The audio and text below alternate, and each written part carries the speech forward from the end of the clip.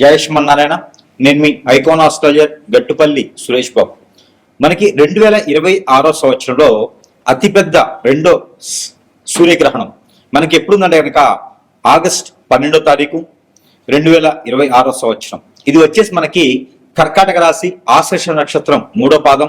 మన భారతదేశ వర్తమాన గడియల ప్రకారంగా అయితే కనుక రాత్రి 9:08 ఆరంభం అవుతుంది. ఇది 13వ తారీఖు ఉదయం 3:24 వరకు కూడా కొనసాగుతూ ఉంటుంది.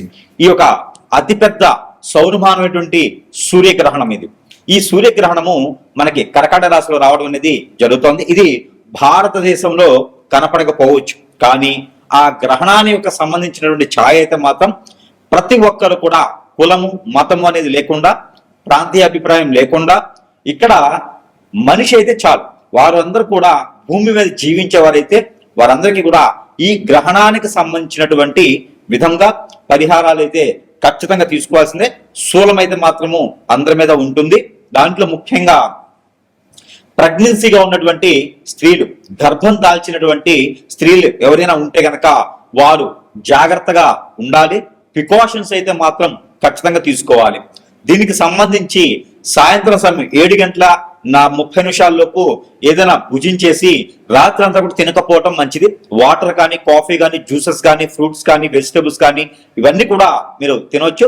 ఘన పదార్థం బంగాళదుంప కానీ, ఆలు కానీ, లేకపోతే కనుక కంద, చేమ ఇలాంటివి తినకపోవటం చాలా ఉత్తమం ప్రెగ్నెన్సీ స్త్రీలైతే. అలానే ఆరోగ్యం సహకరించినటువంటి వారు కూడా ఇలాంటి దుంపకు సంబంధించినటువంటి కూరలు తినకపోవడం అనేది చాలా మంచిది. అలానే ఈ 13వ తారీఖు అయితే కనుక ఉదయాన్నే లేవగానే మనం అందరం కూడా కాలగుచ్చాలు తెచ్చుకొని స్నానం చేసుకొని ఇంటిని శుద్ధి చేసుకొని దేవుడి మందిరం కూడా మొత్తం శుద్ధి చేసుకుని దీపారాయణ చేసేసి ఆ స్వామి వారికి ఇష్టమైనటువంటి నైవేద్యాన్ని సమర్పించుకుంటే గనక ఆ గ్రహణ శూలం అనేది అంతటితో వెళ్ళిపోతుంది. ఇంకా పిండి పదార్థాలు కానీ, వండినటువంటి వస్తువులు కానీ ఏమైనా ఉండే అంటే కనుక వాటర్లో అయినా సరే గరిక, మనకి దర్భ ఉంటుంది, అది తీసుకొచ్చుకొని 6 గంటల సమయంలోనే అది వేసేసుకోవాలి. ఎందుకంటే గర్భని 4:50 5:20 కన్నా కూడా దానికి మించిన సమయంలో మనం గర్భాన్ని నేలలో నుంచి తీయకూడదు. కాబట్టి ముందుగానే తీసుకొని దాన్ని కడిగి శుద్ధం చేసుకొని ఇంట్లో ఉన్నటువంటి తినేటువంటి వస్తువులు అన్నింటిలో కూడా జాడి పచ్చళ్ళలో కానీ, ఫ్రిడ్జ్లో కానీ అన్నింటిలో కూడా ఒక్కొక్క 2 దర్భలు వేసుకుంటే చాలా మంచిది. ఇక 13వ తారీఖు వచ్చేసి అందరూ యథావిధిగా అయితే కనుక ఎక్కడైనా అవకాశం ఉంటే దేవుని దర్శనం చేసుకోండి. అవకాశం ఉంటే శివాలయంలో పంచామృత అభిషేకం చేయండి.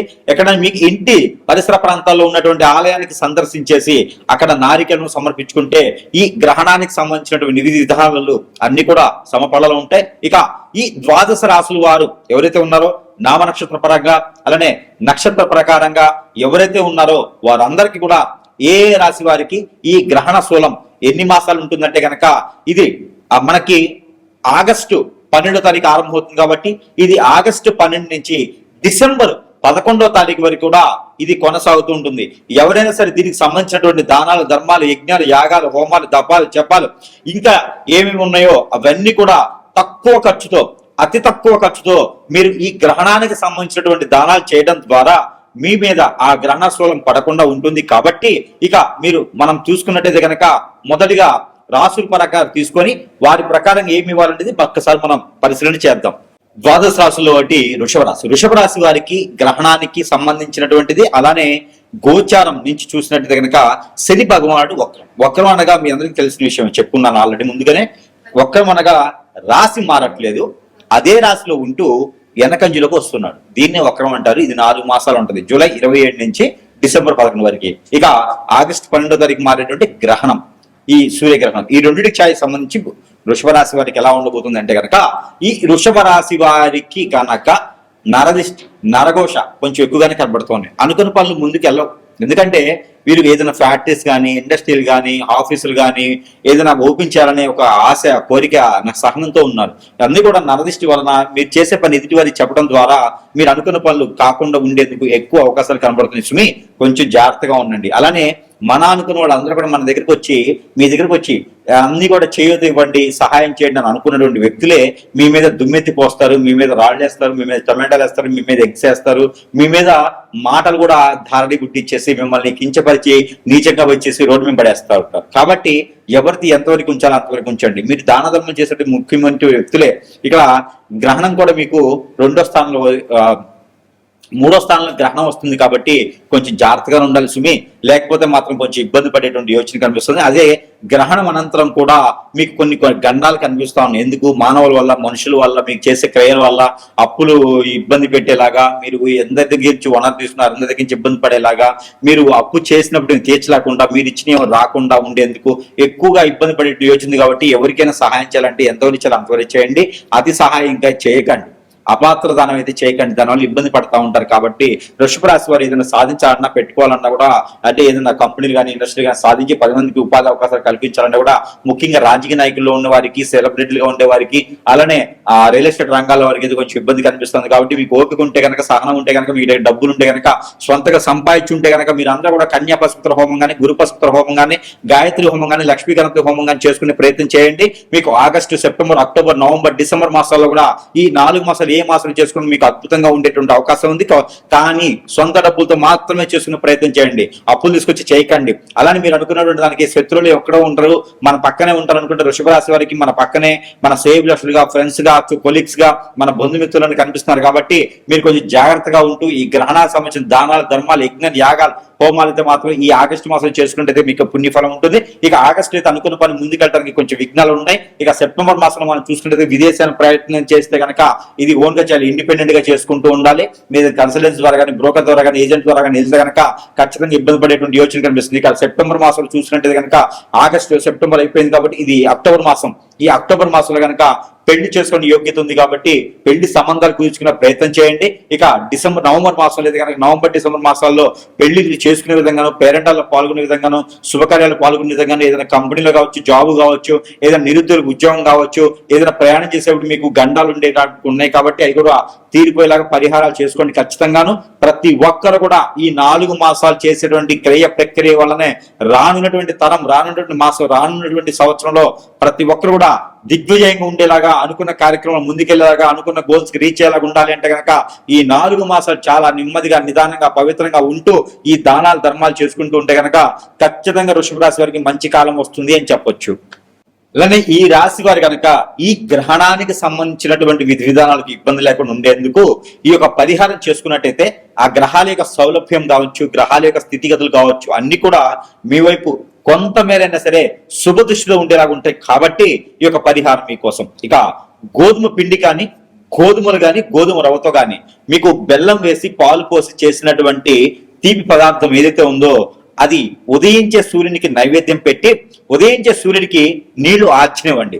ఏదైనా మిరియాలు ఒక 7 చేతిలో పెట్టుకొని, అలానే మిరపకాయ, ఎండి మిరపకాయల లోపల ఉన్నటువంటి గింజలు ఒక 7 పెట్టుకొని చేతిలో నీళ్లు ఆర్చనివ్వండి రవి భగవానుడికి. ఇలాగా మీరు ఈ గ్రహణం అనంతరము వచ్చేటువంటి ఆదివారం, ఆ పై వచ్చే ఆదివారం, ఇలాగా 3 నుంచి 5 వారాలు కనుక మీరు చేసినట్టయితే ఆ గ్రహణానికి సంబంధించిన విధి విధానాలన్నీ కూడా మీకు సఫలీకృతంగా కూడా అయిపోయేదానికి, ఉండేదానికి ఉంటుంది. కాబట్టి ఈ విధమైన పరిహారం. మరొకటి, గోధుమలు 1 కిలో, జొన్నలు 1 కిలో, రాగులు 1 కిలో, సజ్జలు 1 కిలో, ఉలవలు 1 కిలో, నల్లమినులు 1 కిలో, పచ్చిపెసలు 1 కిలో, బ్రౌన్ శనగలు 1 కిలో, బియ్యం 1 కిలో, బెల్లం 1 కిలో, నెయ్యి 1 కిలో, అలానే తేనె 1 కిలో, కుంకుమ 1 గ్రాము, ఇవన్నీ కూడా పసుపు 100 గ్రాములు, కుంకుమ 100 గ్రాములు, తవనపాకులు 1 కట్ట, ఒక్కలు 100 గ్రాములు, ఇవన్నీ కూడా తీసుకుని వెళ్ళి లవంగాలు 50 గ్రాములు, ఇలాచీలు 50 గ్రాములు, ఇవన్నీ కూడా కలగలిపి మీరు ఒక వైట్ కలర్ కానీ, గ్రీన్ కలర్ కానీ, ఎల్లో కలర్ కానీ, రెడ్ కలర్ కానీ, బ్లాక్ కలర్ కానీ ఒక వస్త్రంలో కట్టుకొని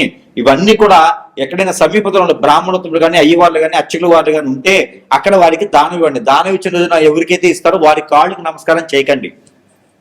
అలానే ఇది గ్రహణం అనంతరం చేయవలసినటువంటి ప్రక్రియ. ఈ గ్రహణం అనంతరము అంటే ఆగస్టు 12వ తారీఖు తర్వాత మనకి సెప్టెంబర్ 12వ తారీఖు లోపు ఈ యొక్క దానం అనేది ప్రతి ఒక్కరు కూడా ఉదయం సమయంలో పిల్లలు, పెద్దలు, భార్య, భర్తలు, ఇంకా పెద్దవాళ్ళు కూడా అందరూ కూడా చేతులు వేసేసి ఆ మూటని అందరికి ముడుపులాగా చేసి ఆ ముడుపుని కనుక అక్కడ ఉండే అర్చకుల వారికి సమర్పిస్తే కనుక మీకున్నటువంటి కష్టాలే కాకుండా గ్రహణానికి సంబంధించినటువంటి దోషాలు కూడా పోతాయి. ఆ గ్రహణానికి సంబంధించిన దోషాలు మనకి పోయినాయంటే కనుక ఖచ్చితంగా మనం అనుకున్నటువంటి స్థితిగతులకి మనం వెళ్ళేదానికి ఎక్కువ అవసరం ఉంటుంది. ఎవరైనా సరే గవర్నమెంట్ జాబ్ కానీ, సెంట్రల్ గవర్నమెంట్ కానీ, ఏదైనా సరే వైట్ కాలర్ జాబ్ చేయాలి కానీ, నిరుద్యోగులు జాబ్ కోసం ఎదురు చూసేవారు కానీ, మీరందరూ కూడా ఏం చేయాలంటే కనుక ఆవు పాలు, ఆవు నెయ్యి, ఆవు పెరుగు, ఆవు పాలు, అలానే మీకు ఇంకా సంబంధించినటువంటి ఏంటంటే ఆవు పిడకలు, ఇవన్నీ కూడా ఆవు సాంబ్రాన్ గడ్డీలు, ఇవన్నీ కూడా తీసుకెళ్లి పన్నీరు, ఇవన్నీ కూడా తీసుకుని వెళ్ళి తల చుట్టూతా దిష్టి తీసేసి ఆ మిశ్రమాన్ని ఎక్కడైనా పాడే నీటిలో కానీ, పొదలు కానీ, చెట్లలో కానీ వేసివేయాలి. ఇలాగ మీరు చేసినట్టయితే కనుక ఎన్నో రకాలైనటువంటి దోషాలు పరిహారం అవుతాయి. మీకు నవగ్రహ దోషాలు కూడా అధిగమించేసి, మీకు శని వక్రంలో ఉన్నాడు, ఈ శని వక్ర దోషం కూడా మీకు తొలగిపోతోంది. ఈ శని వక్రంలో జూలై 27వ తారీఖు నుంచి వక్ర దృష్టితో ఉండేసి డిసెంబర్ 11వ తారీఖు వరకు కూడా వక్ర దృష్టిలో ఉంటాడు. కాబట్టి ఈ శని భగవాన్ అశుభ దృష్టి కూడా తొలగేందుకు నల్ల మినుములు, నల్ల నువ్వులు ఇవన్నీ కూడా మీరు కలగలుపుకొని దిష్టి తీసుకొని ఎక్కడైనా పడివేసినట్టయితే కనుక మీకు ఉన్నటువంటి గ్రహరీత్యా దోషాలన్నీ కూడా ఇలా చిటికలో పటాపంచలేదానికి ఎక్కువ ఆస్కారాలు ఉన్నాయి. ఇకపోతే మూడోది, ఇక్కడ మీరు వచ్చినట్టయితే కనుక ప్రతిరోజు ప్రతి రాశి వారు, పిల్లలు, పెద్దలు, అంతకన్నా పెద్దలు, ఇక్కడ ఎంతమందితో ఉన్నారో భార్య భర్తలు అందరూ కూడా ఇంటిళ్ళ పాది కూడా ప్రతి ఒక్కరైతే నాకు తెలిసినంత వరకు స్నానం ఆచరిస్తారు. ఈ స్నానం ఆచరించేటప్పుడు మీరు ఏం చేస్తారంటే ఒక్కొక్క రోజు ఒక్కొక్క వస్తువు ఆ స్నానం చేసి నీటిలో వేసుకొని స్నానం చేయండి. మీకు ఉన్నటువంటి గ్రహరీత్య దోషాలు, ప్రకృతి దోషాలు అన్ని కూడా మీకు ఒక మేర నరదిష్టి, నరఘోష కూడా మీకు ఒక మేర అయితే ఖచ్చితంగా తగ్గేటువంటి అవకాశాలు ఉన్నాయి. మీరు ఏ పని కోసం ముందుకు వెళ్తున్నారో ఆ పనులన్నీ కూడా సకాలంగా పూర్తయ్యేలా కనపడుతున్నాయి. కాబట్టి మీరు ప్రతినిత్యము కూడా సోమవారం రోజున కర్పూరము, మంగళవారం రోజున మనకి ఇలాచీలు, బుధవారం రోజున ఉప్పు, అలానే గురువారం రోజున పసుపు, శుక్రవారం రోజున లవంగాలు, శనివారం రోజున మెంతులు స్నానం చేసే వాటర్లో వేసుకొని స్నానం ఆచరించండి. ఎన్ని వేయాలి? ఒక చిటికెడు. ఇంకా కూడా సబ్క్యూట్ లవంగా కూడా వేసుకోవచ్చు, ఇంకా కూడా దాల్చిన చెక్క కూడా వేసుకోవచ్చు. కాబట్టి ఇంకా ఇలాంటి ఏమైనా ఉంటే కూడా అవన్నీ కూడా స్నానం చేసే నీటిలో వేసుకుని స్నానం చేయడం వల్ల మీకు ఎన్నో రకాల రుమ్మతుల గురించి బయటపడేదానికి ఎక్కువ ఆస్కారం ఉంది. ఈ గ్రహణానికి సంబంధించినటువంటి విధి విధానాల్లో అన్ని కూడా సకాలంగా పూర్తవుతూ ఉంటాయి. ఇంకొకటి మస్టర్డ్ ఆయిల్ ఒకటి, అలానే ఆముదం ఒకటి, బాదం ఆయిల్, ఆల్మండ్ ఆయిల్ అంటారు, ఇవి ఒకటి తీసుకొచ్చుకొని అన్ని కూడా 3 సమానత్వంగా కలగలుపుకొని దాంట్లో కోకోనట్ ఆయిల్ కూడా కలగలపండి. ఈ 4 ఆయిల్ మిశ్రమాన్ని ఉదయించేటువంటి సూర్యకిరణాలకు చూపించేసి ఆ ఆయిల్ ని కూడా మీరు ప్రతి ఒక్కరు ఇంట్లో స్నానం చేసిన మిమ్మట 1 టీ స్పూన్ సుమారు చేతులు వేసుకొని తల మీద, షోల్డర్స్, నాభి, అరిచేతులు, అరికాళ్ళు, అలానే L4, L5 బ్యాక్ ఇక్కడ దగ్గర మీరు ఒక్కొక్క డ్రాప్ చొప్పున అప్లై చేసుకుంటే కనుక మీకు నరదిష్టి, నరఘోష, శత్రుగడ, ఆర్థిక సమస్యలు, ఆరోగ్య సమస్యలు, దీనితో పాటు ఉపశమనం, మీ పైన ఏది కూడా నరదిష్టి రాకుండా ఉండేందుకు అనుకున్న పనులు ముందుకు వెళ్ళేదానికైతే కొంతమేర అయితే సహకరించబడుతుంది. కాబట్టి ఇవన్నీ కూడా చేసుకుంటూ ఉంటే కొంతమేర అయితే కనుక మనకి ఎన్నో రకాల గ్రహరీత్య దోషాలు కావచ్చు, ప్రకృతి దోషాలు కావచ్చు, గ్రహణానికి సంబంధించింది కావచ్చు, వక్రంలో ఉన్నటువంటి శనీశ్వరుడు కావచ్చు,